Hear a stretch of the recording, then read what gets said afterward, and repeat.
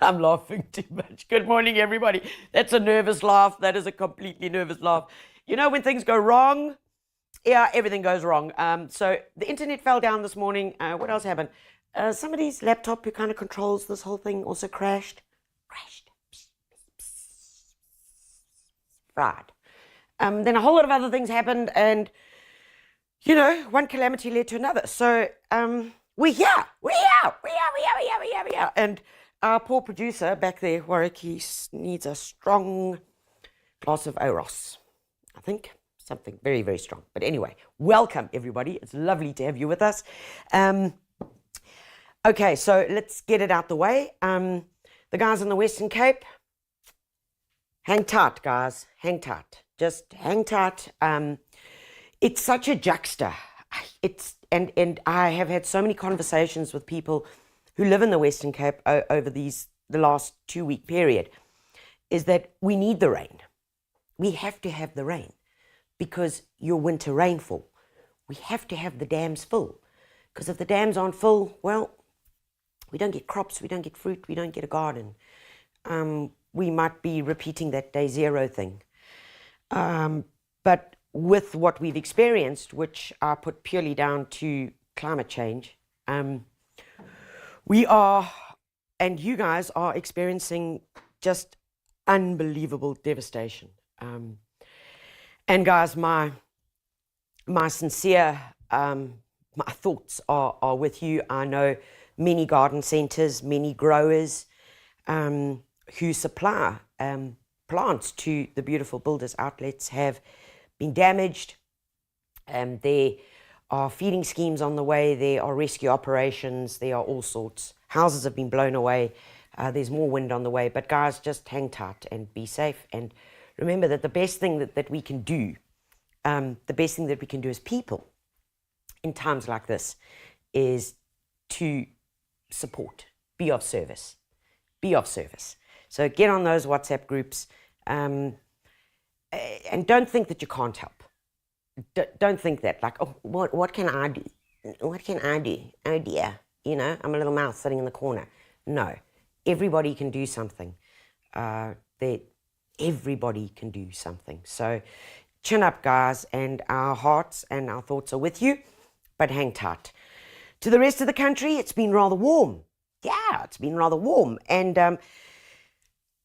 really, the forecast has been teasing me, and I've been literally begging for a bit of rain. And I look at the weather every day, and it says maybe on Thursday, maybe on Friday, I'll get like 2 mils or 5 mils of rain. And then I go into it on Wednesday, and I don't know where it went, but it went poof, like, yoo-hoo. I don't know where it went to. I think the wind reversed and blew it back down to you guys in the Western Cape. So, sure, it has been relatively warm. We are heading for a colder snap, and we have been through extreme cold. This really is going to test our gardening skills, guys. It really is. It's going to test our patience as well, in terms of being able to look at a garden that is not where it should be. Trust me, those are the thoughts that are going through my head every day. So hang tight, dig deep, and think of spring, because it is around the corner. Today we're going to be talking about pollinator gardens, and it's a big topic, guys. It really is a huge, huge topic, and it's top of mind. But I'm going to explain a little bit more about around that and what my thinking is just after I've said hello to everybody. So let's have a look. Renata, PE, yes, rain, predicted, but nothing's happening. Look, either those oaks who are looking at those, you know, those screens where the circles are and all those things, maybe they drank too much coffee or something. But like the circles, I don't know what's happening, but maybe somebody needs to like step in there, give them a bit of advice. Geraldine, good morning from Pretoria. Kathy, good morning from a rainy Brackenfell. Yeah, it's rainy. Abigail, good morning from Lusaka, Zambia. Wow. Alzan from Walvis Bay, Namibia. Pink hand waving. You know, I've never been to Namibia. Sure, I think we need to go there. Yeah, I think that needs to go on the bucket list. Yes. Yeah. I want to go and see what happens there. Taryn, good morning from Port Elizabeth. You've got your blankie. Oh, yes, you've got your blankie. Okay, we're like removing blankies here at the moment. Debbie, good morning from Leisure Bay. Lovely to have you with us again. Emilda from Botswana. Lovely to have you with us. Guys, who else is here? Kathy, good morning. Good morning, good morning. Alicia, good morning from Pretoria East. Shelley, rather late than ever. Yeah, we were nearly very late. We were nearly very late. Steph, good morning. Guys, it's lovely to have you all with us. And let's talk about this thing called pollinator gardens. Now, before you start like glazing over and like this is not for me, and before you skip to another channel, just hang tight. Hang tight. Because the world is talking about this. The world. Not only us on this YouTube Live and Facebook Live right now. The world is. And why? Well, we have those conferences, those summits of the leaders across the world talking about it as an agenda point. We hear about global warming. We hear about climate change. We hear about reduction of pesticides. We hear about large corporates being brought to task because of products that they may have been selling or that they were selling that weren't good for the environment. So where does this all leave us as gardeners? And yeah, I'm here, I garden in my garden like you, and can we make a difference? It's a big question. And I know some of you will immediately say, oh, what's my little patch, my townhouse in Pretoria going to make a difference if I create a pollinator patch or a pollinator section? Will I really have an impact? Could I make a change? And I'm going to leave you with this as to if you can make a change and how small things make a big difference. Have you ever tried to fall asleep in a bedroom with one mosquito? Small things matter, guys. Small things matter. And they have an amazing ripple effect, because not only were you lying in your bed thinking, I'm going to have such a lovely night's sleep, and then there's a you hit your head, you knock your eye, you get upset, you end up having to get up because now you're all wired and wound. You then go through to the bathroom, and then you think, okay, well, what now? Then you end up in the kitchen eating one of those midnight sarmies that you shouldn't eat and increasing your carbo load, and you then end up with indigestion, and the night is a nightmare. Do you see the ripple effect? So creating a little pollinator patch in your garden will make a difference. And I'll tell you why. So let's start off with, what are pollinators? Well, the first thing, of course, is bees. Bees. Yes, we all think about bees. Yeah, we all know bees. But there's a bee that I want to talk about, which, besides the normal. So let's go through them. So there's bees, there's bats, there's butterflies, there's beetles, and they're birds. Okay, so those are our 5 main pollinators. Interesting, staggering, horrifying, scary fact is that the decline in pollinators across the world is lingering on 20 to 40% per annum. Let's think about that. Per annum, 20 to 40% per annum, it's declining. If there were no pollinators, oh, and there's one flying around me now, I can actually hear it. If there were no pollinators in the world, and if we just had to take bees as one little segment, there would be no food within 3 to 5 years. No food. Zip zero. Nothing. Nada. Gone. Because they're the machines. They're the heartbeat. They're the smallest little things that can affect our lives dramatically. So there's the bees, the bats, the butterflies. What else was there? What else? Oh, beetles. And, of course, birds. Now, the most important group of all of them are the bees. But I want to talk about one specific bee. It's called the solitary bee. Yes, we all know the little guy. You know, he flies around. We know him. But, in fact, the solitary bee, and I really want to just go into this because this is a fascinating, and it fascinates me. The size of them literally ranges from the smallest being 2 millimeters. 2 millimeters. I can't even, have you tried to measure that? 2 millimeters. The largest weighing in at 5 millimeters. Yeah, big guy. 5, sumo wrestler. 5 millimeters. They're not typically, they look like ants with wings. That's what they look like. They look like an ant with wings. They come in the most iridescent colors of greens to these purples. They glimmer. And there's some that are very, very gorgeous. And then there's the average, just poor black solitary bee. But anyway, there are over 1,300 species of solitary bees alone in South Africa. Alone in South Africa. They look almost like a wasp. They're very clever. They're incredibly clever because they have, through evolution, have developed, in fact, I would say beyond the honeybee. And yes, don't shoot me,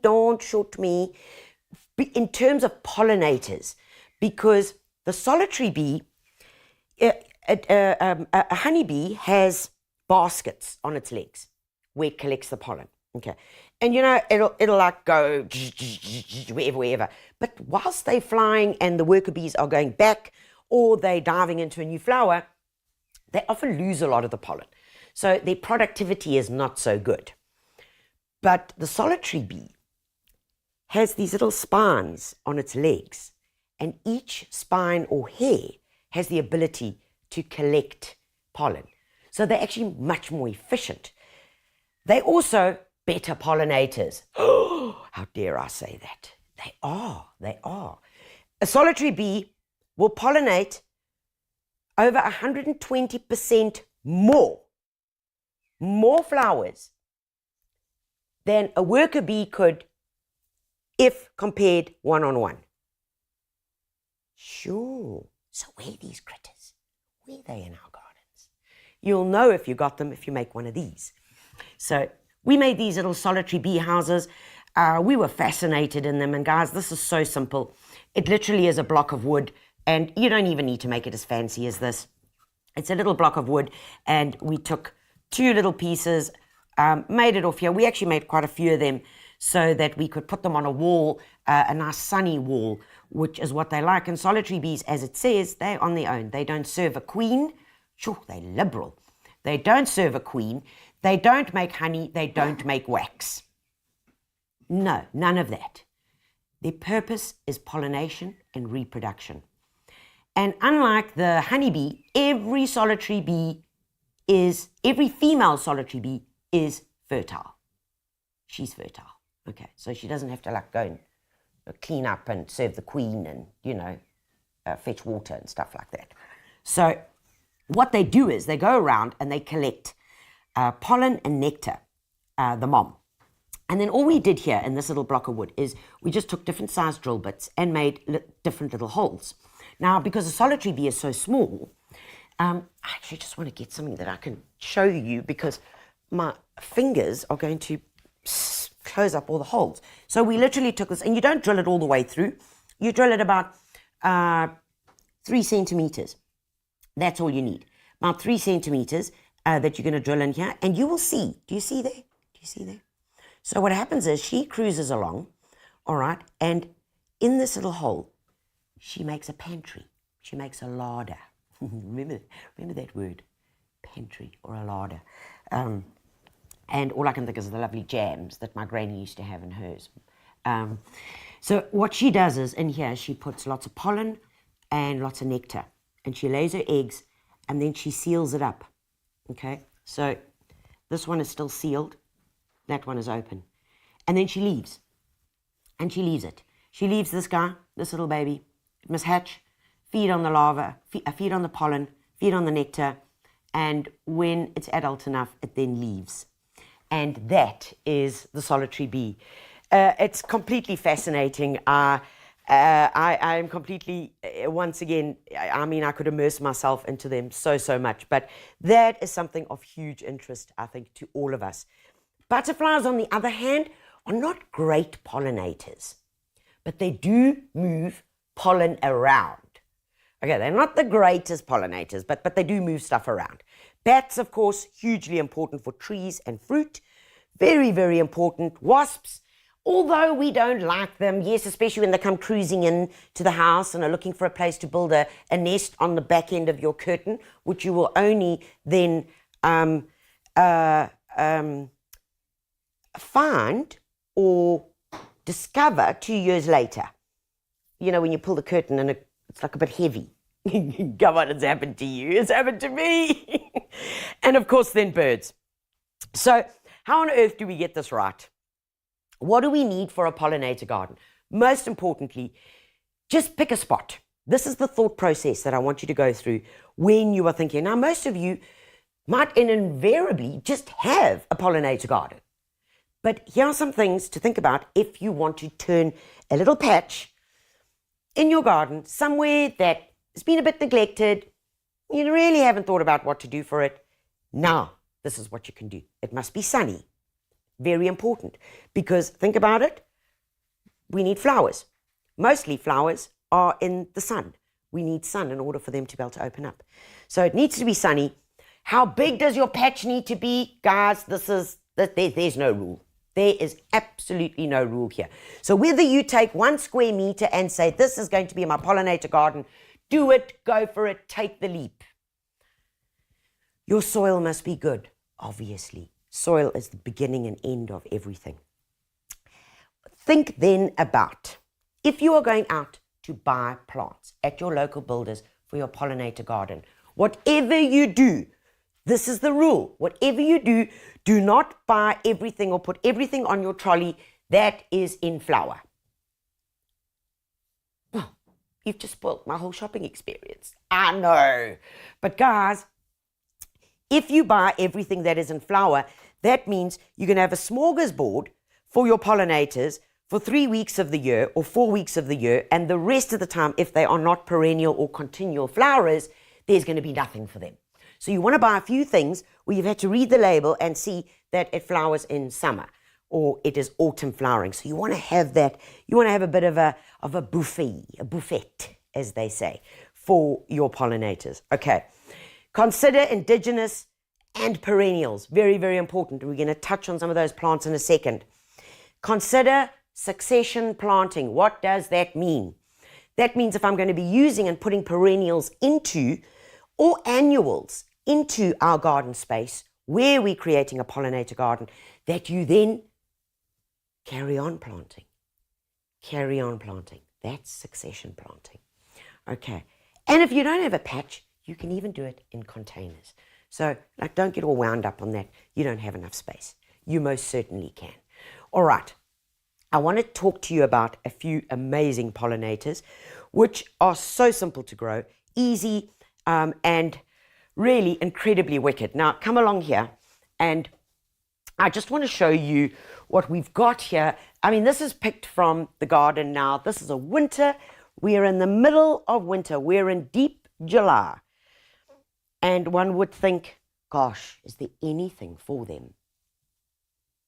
Yes, there is. So, very, very quickly, of course, we know the aloes. Of course, we know them. And if you don't have any in your garden, whether it's in a little pot or whether you've got some big aloe ferox, you need 1, 2, 3, at least. In terms of herbs, and here we're going to dash through a couple of them because they are great perennials. So, and this is another thing. We kind of like herbs need to belong in the herb garden or the veggie garden. Oh, I'm so over that. Honestly, really, cry me a river. You must take them and you must plant them in your garden beds. In the rose garden, in our rose garden, probably about 20 meters from where I am right now, we have got perennial basil. Just take a step back there, Mason. I want to show the folks perennial basil. This is perennial basil. Normally relegated to the herb garden, relegated to the veggie garden. Yes, it has got the most beautiful fragrance. These leaves are insane. And you know, when you're in the garden, when we're picking the roses, you're brushing up against that, you get that amazing fragrance. It is beautiful. Flowers. A perennial basil will flower on and off throughout the year. And look at all the flowers. Look at them. Look at them here. This is just heaven. And when you walk past them, and strangely enough, I'm allergic to bees. Yeah, strangely enough, as a gardener, I'm allergic to bees, like that EpiPen thing. Oh, yes, I know. But have I ever been stung in the garden? No, never.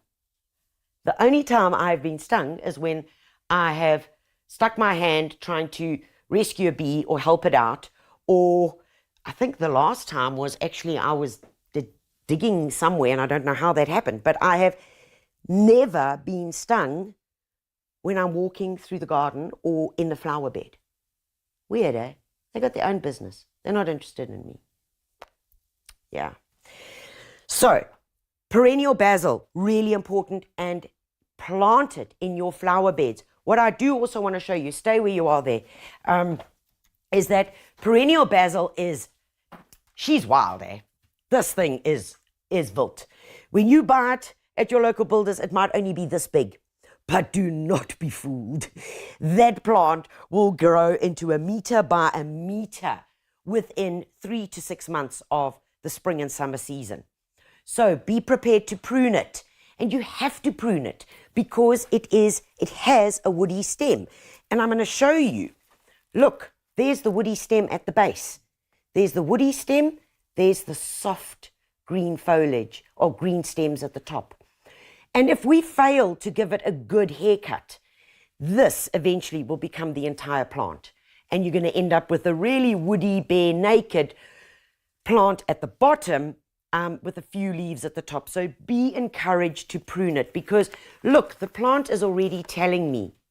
Look off these woody stems. Let's just get rid of this so you can see it. Look, off the woody stems, there already is the new foliage. Do you see that? It's trying to push through. So what I would do when this guy's in the garden is shortly after this main flowering flush, I would give it a hard prune. Yeah, I would cut it hard. And you will never kill a perennial basil. I promise you. You won't. So just be brave. Just be brave. Okay, come back to the herbs. Herbs which are so dead easy to grow, and I mean nasturtiums. If you want pollinators, grow your nasturtiums, and they also work incredibly well as an aphid trap. I'm going to talk about that a little bit later. Of course, the rosemaries, which are tough, incredible perennials that flower so much, that have so many uses, that are normally confined to a pot in our courtyard, or maybe one in the veggie garden. Come on. I mean, let's take this plant and put it where it deserves to be and give it the space that it needs. Indigenous. Right, come along here. We have got some beauties from beautiful agapanthus, which are fantastic to create a pollinator haven, from the dwarf to the award-winning blackjack, to Queen Mum, to the ordinary blues and whites. They are spectacular. Dietes, which is, yes, I know it's as common as mud, guys, but oh caramba, you've got to have some of them in your garden, and they're really incredibly tough. And bulbine. This is bulbine natalensis. It's a lovely indigenous, low-growing, can grow in some full sun, can also grow in rather deep shade, and a great addition to any garden. And plus, all of these, 1, 2, 3, are true perennials, which means that when you buy one, and you leave it in the garden for a while, it just gets bigger and bigger and bigger and bigger. And then you can dig it up, divide it, and make more. All right. Others. And this is what I really want to show you on here. So come in close to this camellia. Camellias are on flower now, guys. And this is a shrub that I I honestly believe every single gardener should have one, whether you have it in a pot or whether you have it in deep shade or whether you even have it in full sun. Camellias are evergreen. You see this beautiful thick green leaf? They are evergreen shrubs. They can cope with minus, minus, minus. And they can even cope in areas where you don't get frost. But these plants have amazing pollen. Look at it. Oh, look at that. And bees and beetles, solitary bees, butterflies, just love them. Oh, gorgeous, gorgeous, gorgeous. Right, plants that will form some structure within our gardens for pollinators as well. Let's keep an eye on dianthus, which are pinks. Remember, these are also edible, part of the carnation family. Lots of sweet nectar in here. Salvias of all kinds, which have the... Oh, they're sweet, eh? Sure. It's like dipping my finger into the sugar bowl. Sweet, sweet, sweet, and gorgeous. These are the kind of plants that we want to think about, because we've got perennials that are going to continue. We're going to have the summer flowering salvias over and over and over again, and we are going to be able to create that. Let's just step back there, and I want to show you some other plants that will work incredibly well. Now, another herb, shame. This poor herb is also always just relegated to the herb garden, and this is pineapple sage. Pineapple sage. So sage, it's a salvia. It's like one of those that I showed you, except this is pineapple sage. Most times when we buy it at Builders, it's in a little pot like this. I mean, it looks a bit scraggly because these guys really don't like being in pots. Pineapple sage will get big, large, beautiful shrub that as a good perennial will just carry on flowering. We know that salvias are quite rigid. So as a quick tip, when it's finished flowering, just literally go around with your thumb and your forefinger and you can just break off these bits here. Do you see like that? You can just simply break them off. And guys, when you do that, all you're going to be doing, you see, is encouraging the new growth. The plant is telling you already. It's telling you, look, from that single stem, I'm now going to send out 2 shoots, which is why pruning is so, so important. So important so that you keep a lovely structured plant that is going to flower some more. Okay, some other quick ones. Alyssum, beautiful fragrance. We know that butterflies, bees, love them. They like smother themselves in here. They get lost in it. And this, of course, can get grown from seed as well. Perfect for the winter and for the summer. You can buy them in punnets, which are little trays from your local builders, or you can buy them as an instant little basket like this, or, of course, in the seed form. Petunias as well, with their lovely fragrance. Yes, petunias actually have a fragrance. Yeah, so plant those, winter ideal time for them. Other plants that I just quickly want to focus on, and let's go up here to the table because, guys, this is their time. And I know when you're cruising around, you're gonna want to buy these because you're gonna see them and you're gonna be like, you know, sparklies, sparklies. Think about the large shrubs and what we call the key plants for our pollinator garden. And here I've picked up a few of these because I fall in love with them every time I see them. They're leucodendrons, the pincushions.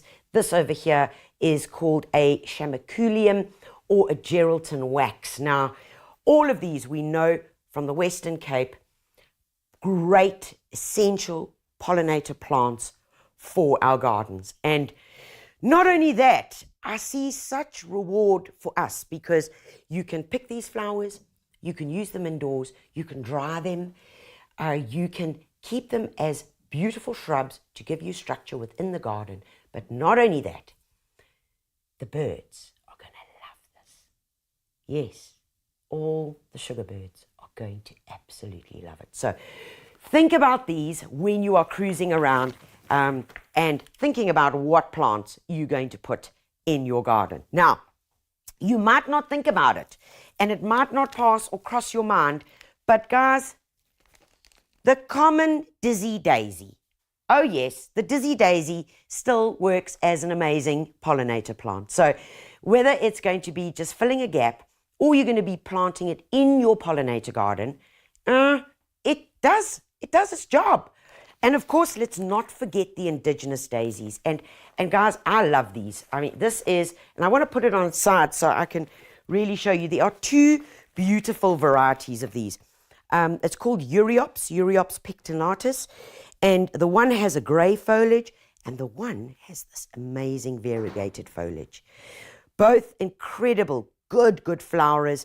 They flower on these long stems and they will just continue. They flower late winter, early spring, and even into summer. So all you've got to do, if it starts getting a bit out of hand, a bit wild and woolly, is just give it a good pruning. The more you prune it, the more it's going to flower. Okay, very, very important. So let's go and have a look. I believe there are a few questions here. So let's get to it. Let's have a look here. What can I plant for the bats? Very, very good question. Right. Bats. Okay, so they are key pollinators with any figs, any type of fig family. So that's ficus. Ficus, whether your ficus produces a little berry like this, or those large fruit like the Ficus natalensis. Strelitzias, whether it's the dwarf Strelitzia reginae, or Nicolai, which is the taller wild banana. Bats love it. They love getting in with their long tongues, get in there to get the pollen out. They really enjoy the flowers. Lavenders, of course, and then the butterfly bush, which is the polygala. Perfect for them. Also consider, if you are wanting bats, that they are going to need a source of water. Yeah. In fact, most of your pollinators are going to need a source of water. So we're going to talk about that in a second. But if you can, and you've got space, put a pond in, guys. Yes, put a little pond. It doesn't need to be like excavated. It could literally be just a little bowl or something that you turn into a pond. So we always don't need to think big. Okay, I hope that helps you there. Also in terms of trees, you need for bats, to encourage bats, you need a nesting site. Okay, so where do they like to nest? And they like to nest where it is safe, where it's high up, and where they're protected. So established trees. All right, that's what we need. They love yellowwood trees. They love being able to get high up so that they can sleep next to each other. And of course, to encourage them, you can even get bat boxes. All right. Okay. Why won't my camellia buds open? Okay. Emilda, I'm gonna answer that very, very quickly. Camellias start forming their buds from February, March onwards. We then, February, March, okay, I don't know where you live, but I'm gonna pick a lane here. So they start forming February, March, but then the rain subsides, okay? Yeah, if you're in a summer rainfall area. We possibly don't continue watering, because as soon as we've got the rain, the summer rains, it's great. They're happy because it's moisture. It is moisture that they require. So if we start going into April, May, June, July, when it's really dry and you haven't mulched them with thick layer of grass clippings or bark or compost, and you haven't given a good deep watering once a week, the buds will abort. Okay, so I think that's going to solve your problem. Unfortunately, you can't fix it now. Okay, so next year, think about it. And also, your camellias enjoy a acid environment. So much like you see this one over here, that's called NutriFeed, you get a pack like this, which you can pick up at your local builders, which is acid-loving plant food. So once every 2 weeks, if you can, pop some of this into a watering can and water your camellia well, because it supplies and it provides that perfect environment that we want for them. So I'm sure most times, 99.9% of the time, it truly is just moisture. Okay, so here we are. We are now all good. We've got our plants. We know what to do. what else can we do? Well, come along over here and I want to show you a few things. Guys, this is one of the easiest ways to encourage pollinators into the garden. And, we do this around the garden wherever we can. And we have some space. And we had some logs, literally took the logs, threw them in a pile, packed them up on top of each other to create a little insect haven. A spot where they can enjoy, be safe, and be free.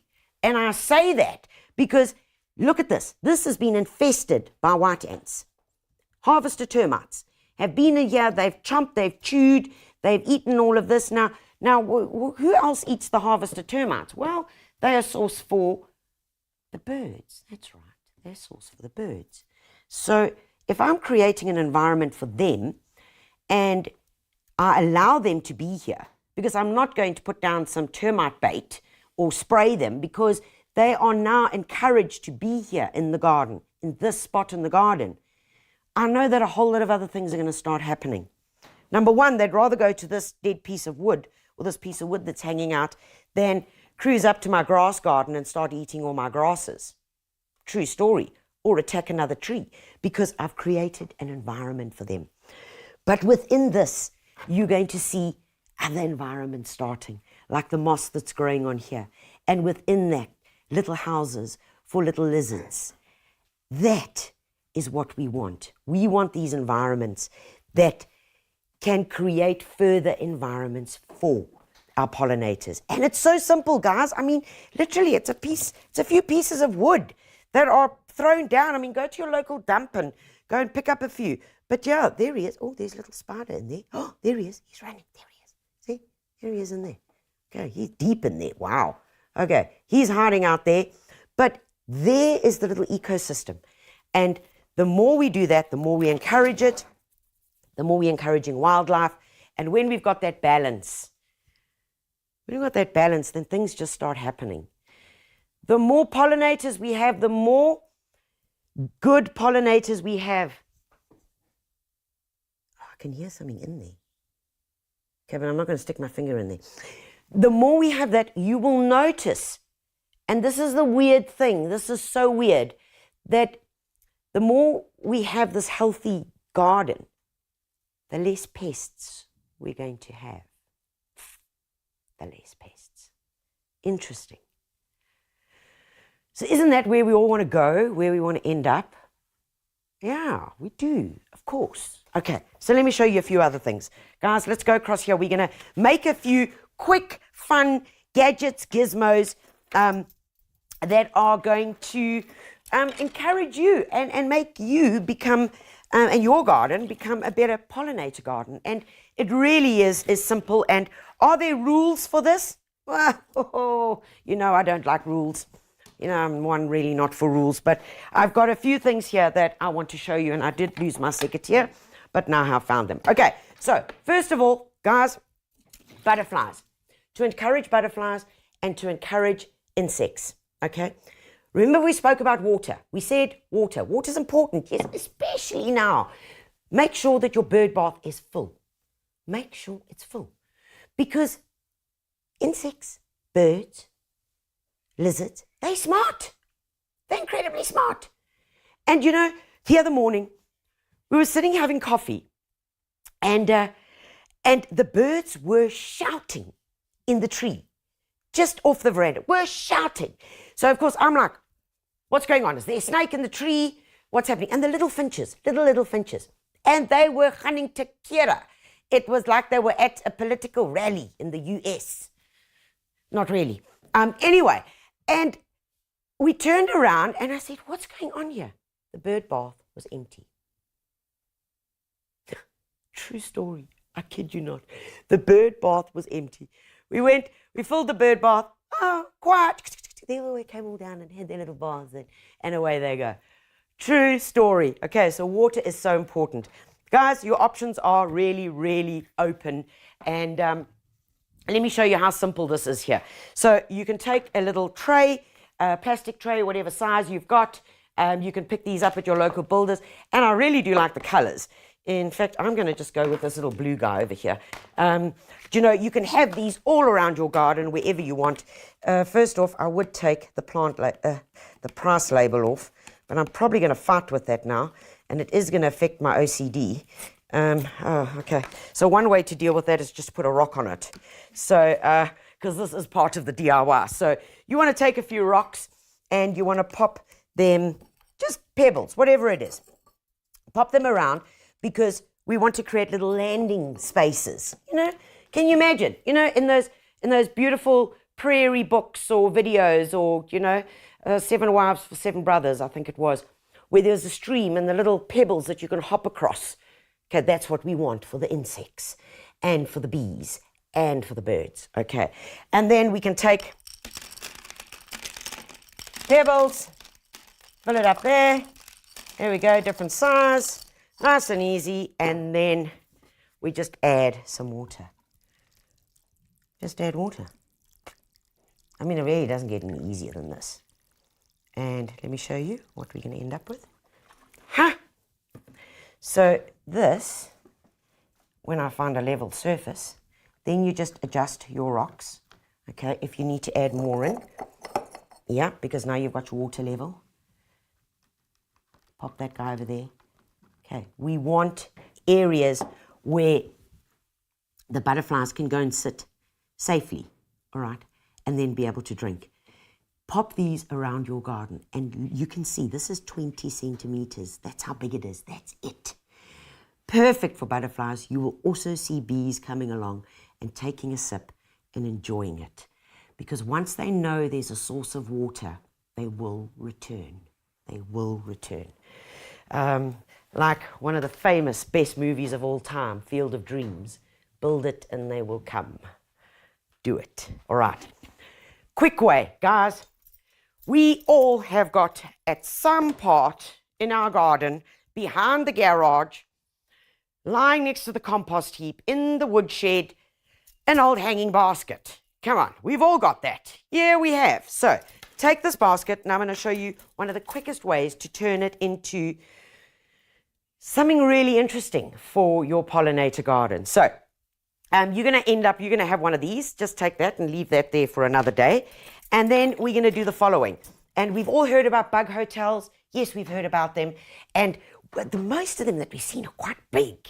Because those are kind of like, I don't know, that's what like probably comes up on your feed, on your Pinterest feed. All of those is that they're big, right? I even saw one with a handbag in it. True story. True story. I saw one with a handbag and with very high stilettos. Someone is walking around or lost their stilettos. Okay, quick way to do this, guys. Take broken pots, terracotta pots. You can put it in that way. You can put it in upside down. You can put it in like this. All we're going to do is take that. I've even got some of these, which I really like. These are the little coir pots that you can just recycle and recycle. So I'm going to pop a few of them in here as well. So into the basket. And take bits of that. I need this broken. Sorry about that. Okay, we can pop them this way as well, and it probably will hold easier. And then all we're going to do is add, and these little guys like that. Come on, mommy. And then in here, we're just going to add in some bits of terracotta. Okay, now what you can do is pine cones. Come on, when you're driving on the road, stop, and you pass a pine tree. There are some left all over South Africa. There's one just down my road, and I stop and I pick them up. And I always have those bags in the back of the car, just in case you come across something important. So we can add a few of those in. I can then add in some more of my terracotta. There we go. And literally, can you see? I'm just throwing it in here. There is nothing fancy about this. I can even take this circular part. Look here, look here, look here. And just put it over there. We're creating a haven. We're creating a little place for the insects, for the pollinators. Throw those in there to feel safe. And I can even do that. Then, sticks. Now, these sticks could be the bamboo. Why do I like the bamboo? I like the bamboo because it's got a hollow. Yeah, it's got a hollow. so guys can like get inside there, and they're going to feel very, very safe. So sticks, you don't need to cut them. You can literally take them like that, and you can push them through. Okay, you can push them through there. You can take a secateur. This time you can, except you are using a anvil secateur. Notice it's got that there. Okay, it's not a bypass. So a bypass goes past. It's an anvil, and it is actually designed, believe it or not, to cut hardened, thicker branches, woodier stems, which is why I can use it for this. So here we can just pop a few in here, some sticks. Remember, we want to create a community. And there's one other thing I want to add in here. So pop some sticks in. Oh gosh, I'm just going to pop them in here and there. I am going to cut this in half over here because there are no rules. There are no rules, and gosh, that probably makes me the happiest. But underneath here, the last thing I'm going to take is some coir. Okay. This is the stuff that the birds steal out of your hanging baskets. And we use this for our bromeliads, we use it for our tillandsias. And you can take this and just stuff it in. It's like, all it is creating little nooks and crannies and little homes and environments that our pollinators, our insects will feel safe in. Okay, 1 or 2 more sticks. And Bob's your uncle. Oh, I think I'll put a bit more of this over here. Oh gosh, you know, you could go wild. And why not? Just because we can, there and there. All right, and then all you're going to do is take that. Let's undo this. This always is the fun part. I don't know if you guys get it wrong, but I always seem to fight with the chain. Always seem to fight with it. Come on, darling. There you go. And let's twist this around like that. There we go. Get these straight. Got to get them straight. And guys, there it is. That is your little hanging bug hotel in the air. Ain't it gorgeous? Ain't it gorgeous? So, who thought that one could take an old dilapidated hanging basket? It could even be a colander that you might need to repurpose and move it from the kitchen to the garden without asking permission.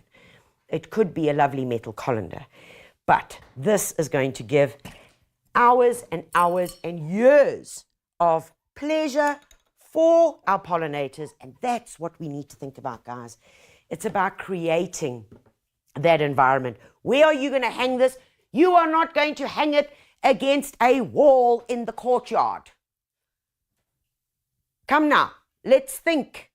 Let's like logic here. You're either going to hang it in a tree, or if you want it quite low to the ground, you are then simply going to put in a pole, put a bracket on it, and then you can hang it up. Guys, you know, we really want to think practically here as to where we can put this. So that is my advice to you as to where we're going to put this guy. And but we're just going to hang it up here for now so you can get the idea. But there you have it. And folks, that indeed is how we could do it. Now, let's talk. Okay, so yes, have I done those right? Okay, quick ways. Those are really, really quick ways that you can encourage pollinators into your garden. Next, our actions. When we are considering being more aware and being more acutely aware of how we garden, I want you to consider the following. Are we mulching? Okay, are we mulching? Because if we are mulching, we are creating good soil. If we are creating good soil, we know that we're going to have a living soil. In the living soil, we know that there are going to be worms, and there's going to be an environment which will encourage other insects and birds to come along and spend time in our garden. So be very conscious about what you apply to your garden. There are various products out there, guys, that we can use, which means we are not making the hard chemical choice. And items that we talk about are, and products that we can use would be like this. This would be Margaret Roberts' biological caterpillar insecticide. guys, this is a completely natural product that you can use to get rid of caterpillars if they're on your amaryllis, if they're on your clivias, if they're on your cycads. Yeah, of course, we know that every caterpillar turns into a butterfly, but sometimes it can be the caterpillar next door, you know, and not on our plants, especially because the leaves, once they are eaten, are damaged for that whole season. And then you've got to deal with looking at leaves with holes in them. Now, I don't know, maybe you can, but I do have a problem with that. I'll start twitching. So as soon as you see, and this is especially for your agapanthus, and guys, look out now. The amaryllis worm that attacks the clivias is out. It's there now. And if you don't get it in time, you'll be walking past your clivias, your agapanthus, anything with the leafy, strappy-like leaves, and you will see this like snot coming out. Literally, it looks like snot from the center of the plant, because that would have bored all the way down into the plant, right down to the heart of the bulb, and will destroy it. Big problem. Okay, if you spray this, the way it works is that it actually stops the caterpillar from eating. The caterpillar kind of has a bad day. It doesn't feel like eating anymore, and they will then die. Apparently anorexic. However, I have tried this, and you still see what I look like. No, just kidding. Guys, biological caterpillar insecticide, the most important thing is that when those caterpillars die, there's no secondary poisoning. So if the bird comes along and picks up that caterpillar and chomps it, if you happen to stir fry them, whatever it is, there is no secondary poisoning. Remember as well, if you are going to use any chemicals, guys, and you're going to spray something, do not spray the flowers. If you've got scale, or if you've got aphids, or if you've got mealybug, or if you've got woolly aphid, do not spray the flowers. Just spray the affected area. And the other thing is, birds don't eat dead things. They don't. They want to see something that's got a bit of life in it. You know, they want a bit of a fight. So, yeah, kind of figure. Yeah. All right. Margaret Roberts Organic Insecticide, guys, basically, when you open the bottle, you will know what it is. Oh, caramba. This is, it always is one of the most interesting parts, because this is truly an organic insecticide. And when you open it up, and it is basically a mixture of garlic, canola oil, right? Okay, and it's got some pyrethrum in it. What is pyrethrum? That is from the chrysanthemum plant. And loads of garlic. Whoa, that's a Portuguese steak right here. This is garlic snail smothered in garlic butter. That is what it is. And what it does is, yes, it does. It gets rid of the aphids. It will get rid of certain pests in the garden, but on a very low scale. In fact, on a 0 scale, chemical effectiveness. Does that make sense? All right. So, and there are other ways, guys. You know, if you want to get rid of aphids and you don't want to use any spray, any chemical spray, then simply use a jet of water. Spray them off with a jet of water, because they normally just like fly off into the distance. Squash them with your fingers. Ew. Yeah, it's very therapeutic, trust me. And remember, we want to encourage these things, because with aphids, guys, if we have ladybirds, if we have a good environment, a good system within our garden, the ladybirds will eat them. The ants will farm the aphids. And there's this whole little environment that will then happen. So you don't have to go out there like John Wayne, you know, and draw your guns every time you see a hoho. And in terms of our veggie gardens and even our flowers, it's okay to share. It really is. I mean, and unfortunately, we have all been tainted by the marketability of the most perfect tomato or the most perfect spinach leaf. Lo and behold, tell me when last you grew the most perfect tomato at home. It's not meant to be. So Just think about that. Guys, that has been your fastest. Oh, gosh. Yeah, I've just been reminded. Oh, talk about a smack over the knuckles. Finally, quickly, before we get to the last bit, is seed. Seed is one of your most inexpensive ways. And come on, guys. I was at a talk the other day, and it was very interesting. Guys sow veggies. This wasn't an audience of about 150. You ask them to put their hands up. Who grows flower seeds? Ladies, put their hands up. Who grows veggie seeds? Most of the guys put their hands up. Guys, why don't you grow flower seeds? I can't eat it. I don't know. I mean, come on. But I beg to differ. There are some that you can eat. All right. So for me, pollinators, we use these in the garden all the time, and we use them almost just as little gap fillers. You sow them either directly or in trays. Let them do their thing. Let them be free. And those are Californian poppies. You are even going to get little indigenous mixes like this, which are perfect. You are going to get seeds which encourage bees, guys. Come on. Couldn't get any simpler than that. Kale. And it might sound, and this is once again, I'm relating back to that the herbs and the veggies don't need to be relegated to the veggie garden, because kale, when it flowers, and bok choy, when it flowers, tsatsoi, your greens, oh, amazing. And the bees will thank you. They will thank you. Alison, we spoke about a bit earlier. Rocket. Sow it in your garden. Sow it in your front garden, guys. It has the most amazing flowers that really encourages the insects. So from that point of view, the options are endless. So whether you're on a budget or not, there are so many ways that you can be an active role player in encouraging pollinators. Survival of the species, they say. Which one is going to survive?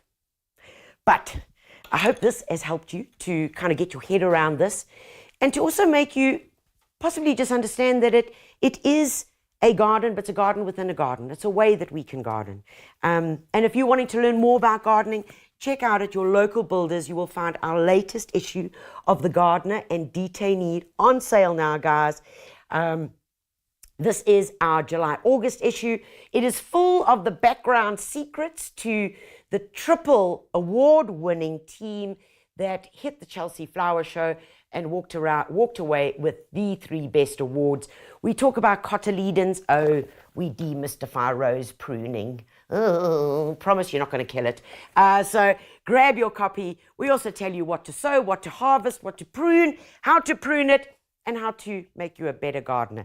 And of course, seeking a bit of inspiration, more gardening advice, do check out the Builders blog. And remember, you can also check out their Facebook pages, and there are loads of videos to turn you into a green-fingered guru. So guys, it's due day. Get it done. Till next month when I see you, and it will be August, nearing spring. Take care of you and yours. Oh, where am I? Glen Eagles. Guys, if you want to be there for a talk, Glen Eagles, somewhere in the greater Gauteng, you're going to have to Google it. It's also on the Builders Facebook page as to where I'm going to be. It's 10 o'clock till 12 o'clock. Come along, come and join the fun. You might even walk away with 1 or 2 prizes. And it is next Saturday. Not this Saturday, next Saturday, whatever that date is. But I hope to see you there. Coffee cup in hand, armed with your gardening questions. Take care of you and yours, and most importantly, happy gardening.